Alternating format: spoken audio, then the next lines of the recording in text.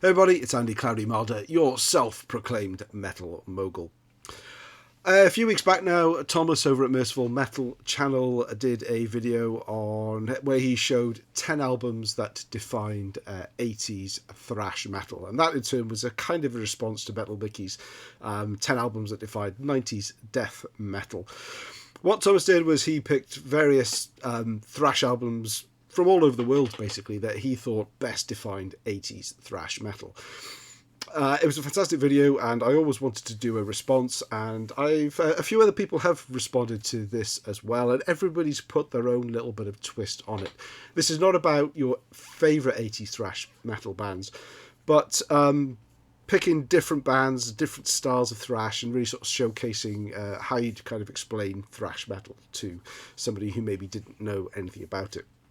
I'm going to put my own twist on this one, so I'm only going to pick UK bands. In fact, only bands from England. I actually surprised myself by having no Scottish, Irish, or Welsh 80s thrash metal bands in my collection. So I have gone around the various regions of England. So if you picture a map of England, just like this one here, it's England, as the rest of the UK, is split into... it's a very small area geographically, but cities only 30-40 miles apart can be completely different in terms of things like accent and culture and customs. So it's a real sort of melting pot of so many different types of people all packed into such a small geographical area that we...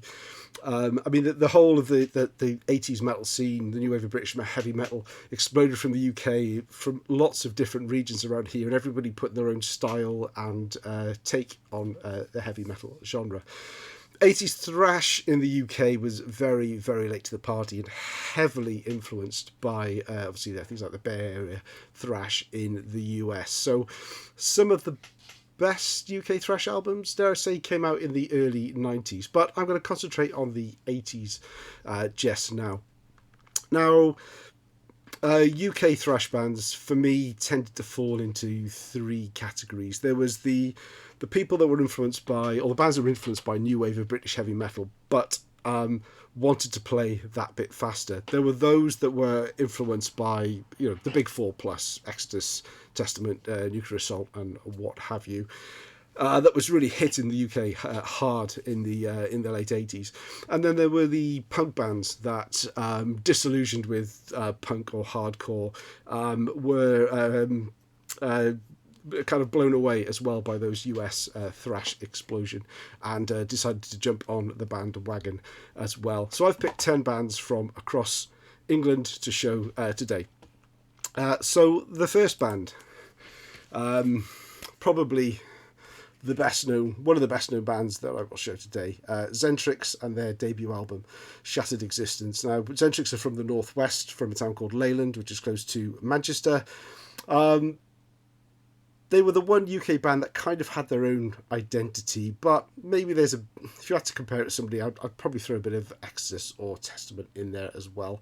While they were full on thrash metal, they also had their melodic heavy metal moments in there too.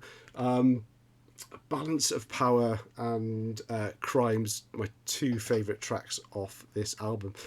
Very late to the party. Xentrix weren't a band I knew too much about in the 80s, but certainly caught up now thanks to the recent reissues, Music on Vinyl reissues.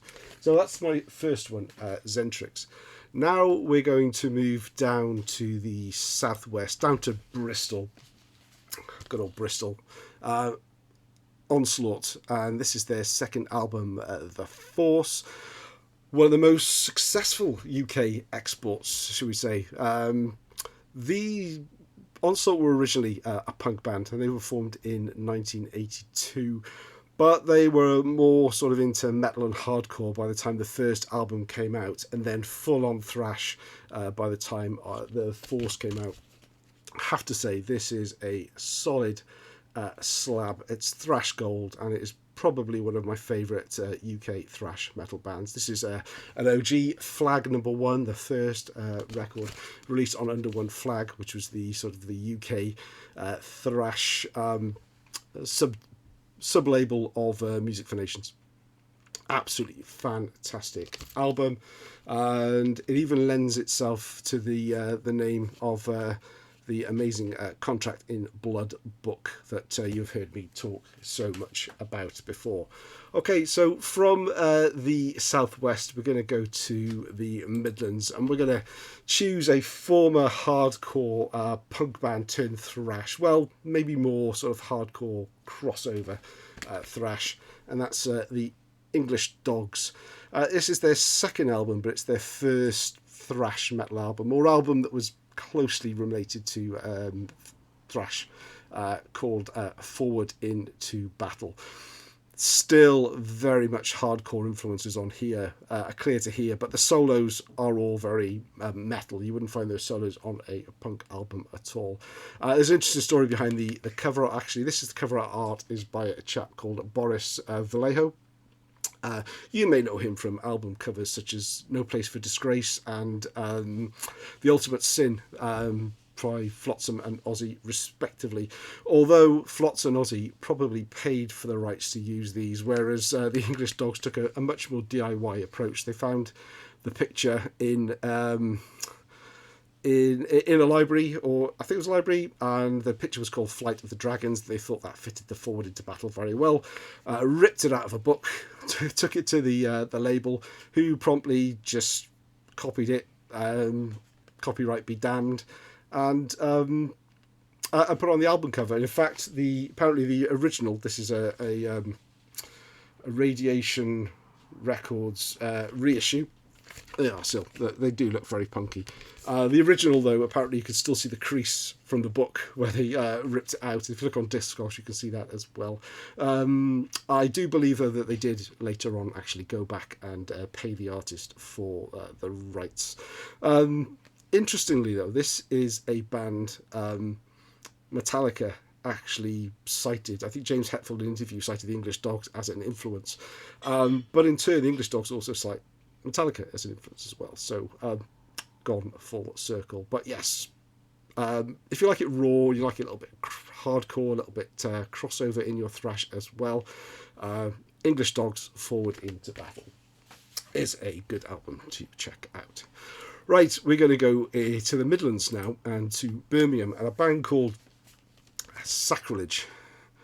And this is Within Prophecy from 1987. Interestingly enough, this was a band that was their first album came out on Metal Blade, which is quite a big label for a UK thrash band. Female fronted, also pretty unusual for an 80s thrash band, let alone a UK thrash band. But what's different about Sacrilege, maybe because they did come from Birmingham, the home of Black Sabbath, is their influences are stated as being Sabbath, Pentagram and Trouble. And it is dripping with sort of distorted, doomy guitars. The production's really muddy on this as well, which doesn't particularly help it that much. But it's very much thrash metal, but it's very different from, say, the Bay Area, and very much unique as well. So if you're looking for something a little bit different and you've not checked out Sacrilege, thoroughly recommend you do. Another band that started off as punk, but went to say bit more crossover, then a bit sort of doomy thrash metal as well. But Sacrilege Within Prophecy. Our next whistle stop tour across the UK is going to take us down to Brighton, which is on the south coast. And I've picked out Deathwish. Now, there were a number of bands I could have picked out from Brighton. Hydravane are also from Brighton, but I showed that album fairly recently as well. In fact, I showed this one too, to Deathwish. Demon Preacher. Deathwish and Hydravane, actually, they swapped members quite a bit earlier on. They were in each other's pockets. Deathwish are more on the new wave of British heavy metal influenced, but it's obviously harder and faster. Their first album is less thrashy, more traditional, sort of speedy traditional heavy metal, but this is the first one that is really sort of, you'd probably call a proper thrash metal album. This is the Back on Black reissue from 2016. incredibly well done. One of my favourite covers. It's very simple, but I just love the way the skull and the chains hang off the logo, and the logo is absolutely superb as well. But there we have Deathwish Demon Preacher from 1988. Moving on from Brighton, let's go up to Yorkshire and to Harrogate, and another band you would no doubt have heard of, whether you're into UK thrash metal or not, but Acid Reign are one of the leading UK thrash metal bands, certainly in terms of popularity. And in 1989, they released their debut album, The Fear, and these guys are from Harrogate. To me, one of the UK's finest thrash metal bands. It's a very clean sounding thrash metal. It's delivered in quite a light-hearted way, but not always, and they've got a really bad reputation for being a joke band, a reputation which I believed very much in the 80s and avoided like the plague, much to my disdain. I do have a video up from a couple of years ago now, showing my full Acid Reign vinyl collection. Very much connected with them since then, and very much appreciate what they've done. And now their last album that they put out was absolutely superb, but this was their first full-length release, well executed, tight thrash metal from the United Kingdom, Applecore. I think originally songs like you never know when the nibbles will strike are the sort of songs that I would have put me off back in the day. I probably heard that and thought, nah, the rest of the album's going to be bollocks, but it's not. It's a fantastic album. Humanoia, brilliant. Blind Aggression, Lost in Solitude, and The Fear itself. Quality thrash metal. Got to go and see them in Glasgow in about August or so. They're playing along with Slammer and Zentrix and a few other UK bands that have yet to be announced. So I'm really looking forward to that. But we're going to go back. I said Brighton was a bit of a hotbed, so we're going to go back to Brighton now. No, we're not going to go to Brighton. Got my things in out of order. We are going to go up to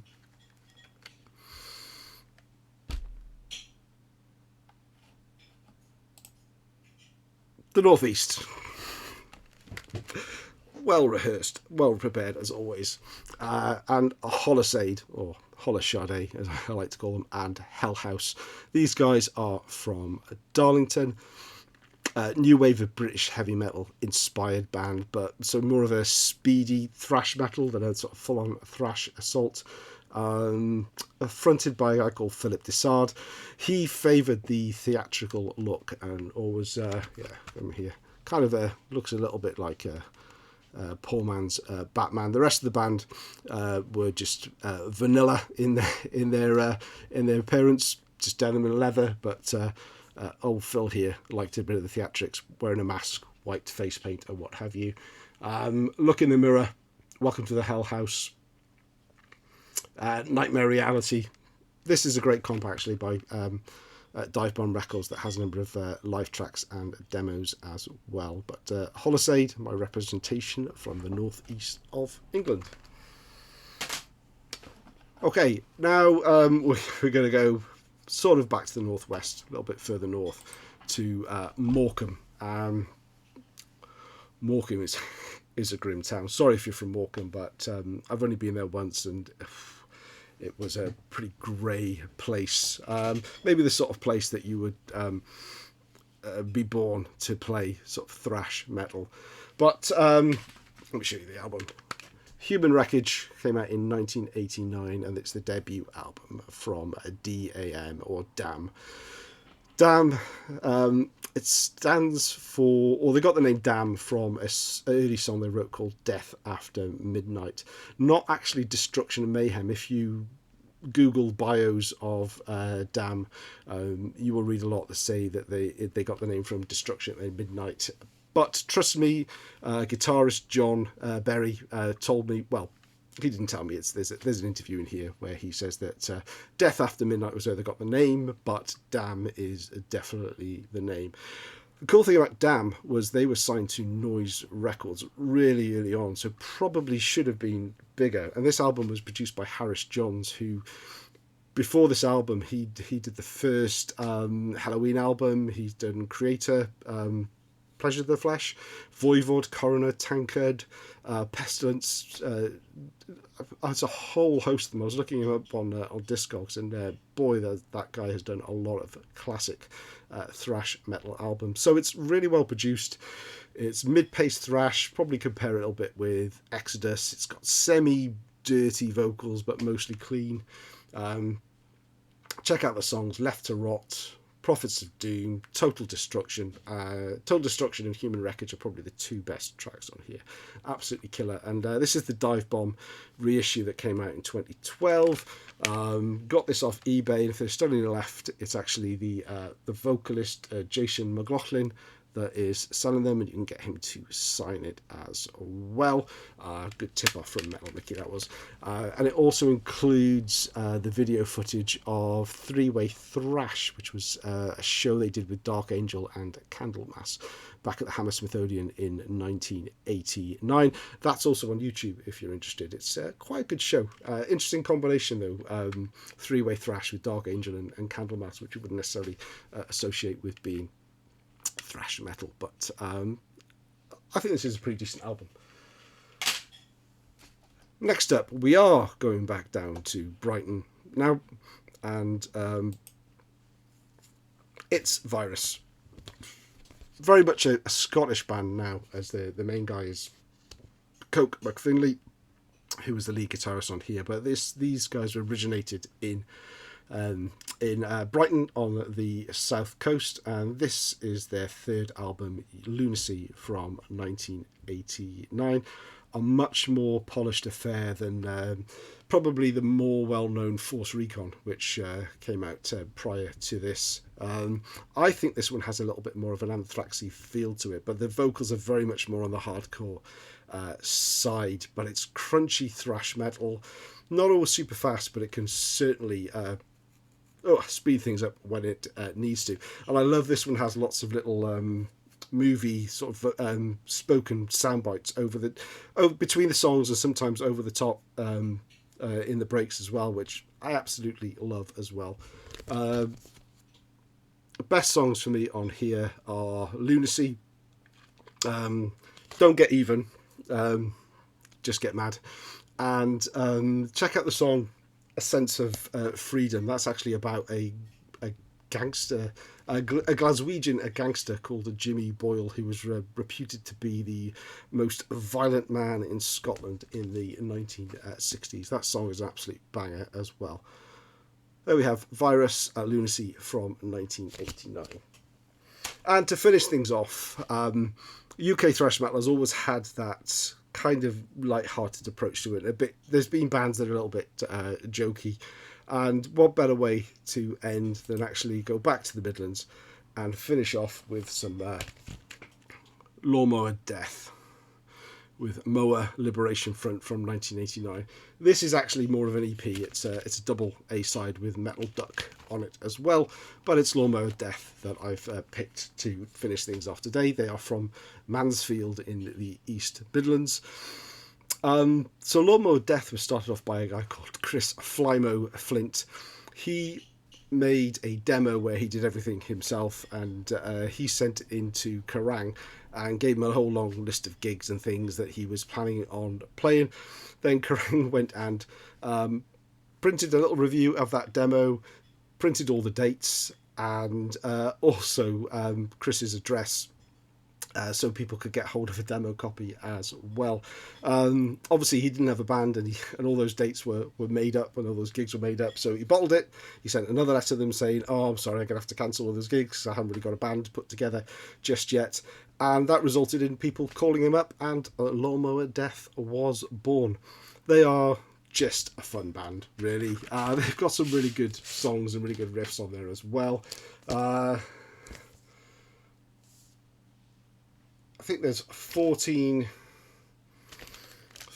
tracks on the Lawnmower Death side of the EP. It's EP because it's one. It's only one sided record, but there are 40. It's a 14-track EP, if you can get that. But songs like "Watch Out, Grandma," "Here Comes the Lawnmower," "Seventh Church," or "The Apocalyptic Lawnmower." I got the clapper, my knob fell off. I cannot say that without cracking up. And "Drink to Be Sick." It's a fun album, EP, worth checking out. So there you have it. That is my jaunt around England, my 10 thrash metal albums that define UK heavy metal in the 1980s. Thanks for watching. I will leave links to both Thomas's and Metal Mickey's original videos in the description below. Let me know what you think of these albums, or UK thrash in general. What are your favourite UK thrash albums? I'd love to hear from you. See you again soon.